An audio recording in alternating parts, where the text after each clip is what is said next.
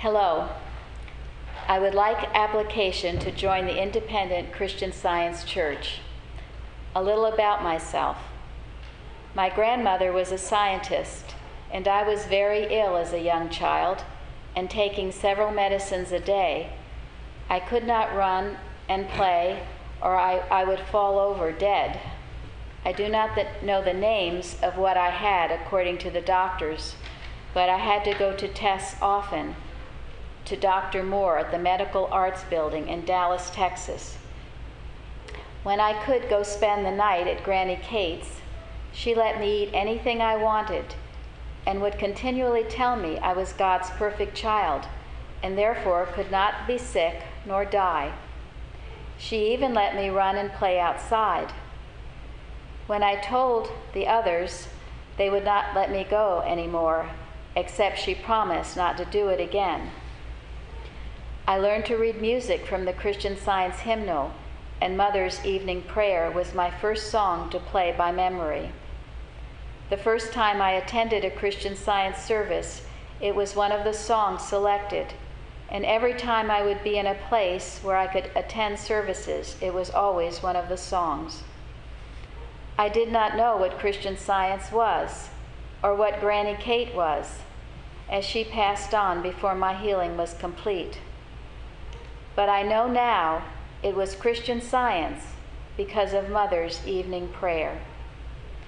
That is why I first began my serious study. No one understood the healing, as the doctors told my other grandmother that raised me that I would not live to grow up, so there was no need to even go to school. I came to find out about the Christian Science Church from a chance copy of the journal placed in a railroad station, and I love the journal as it used to be, but now it is not the same at all. That is why I attended when I could. Now the journal has lost the spiritual quality of the old writers. I long to find copies, as I have none now. I have traveled extensively and did not keep them. I have lived overseas very much as a military-dependent wife of an Air Force member. When in Okinawa, Japan, in the late 1970s, I was one of the readers and read from the Bible.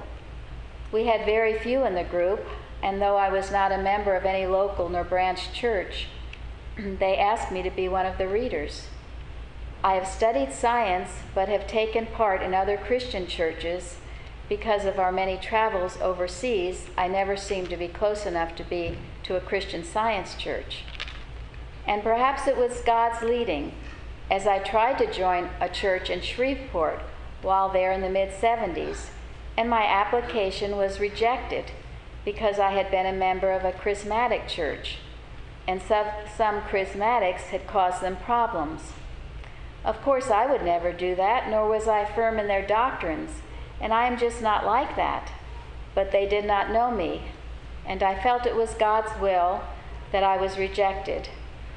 So though I had a complete library of all of Mrs. Eddy's books and other books and teachings, including Bicknell Young and Martha Wilcox, whose teachings I prefer above all others, I did away with them, but could not bring myself to throw away my precious old textbook that had been all over the world on assignments with me. I don't know how I happened to find your website, but it was a recent Sunday, and I listened to the service, so there was a sign saying the site was dangerous. I just hit the go-ahead button anyway and got on. I have never heard a service so sincerely spiritual as well as powerful. The readers just seem to reflect fully our Father Mother's love. May our Father Mother's richest blessings be upon your group for standing firm and gaining the right to use the name Christian Science. Now I can be clearer and give credit to Mrs. Eddy and her teachings for much of what I understand. I could never express my gratitude for this work that you have fought so hard to establish. I do understand Mrs. Eddy's prophecy that by the end of the 20th century, Christian Science understanding would be in most churches. And I do know that it is the stone cut out of the mountain that broke into pieces to engulf the world. It may be a bit late in being fulfilled, but I see it fulfilled through your work. That is only the beginning of what will happen, and the gathering of those that it has been said were not God's children. Here we shall be called the sons of the living God. I say this is prophecy, and I do believe your work will go round the world and gather together the lost sheep, many of which have strayed as I had, from the fullness of the gospel, because of the wolves that had crept into the church, that were there even in Paul's time, and false leadership that hid their talents under orthodoxy and rules, and prevented the divine idea from going forth to the ends of the earth. The truth has now been set free, and it is setting free the children in bondage all over the world. I believe this foretells the dawn of true Christian Science that will fill the earth with its effulgence very soon, and has already begun with your successful trial to maintain the name of Christian Science.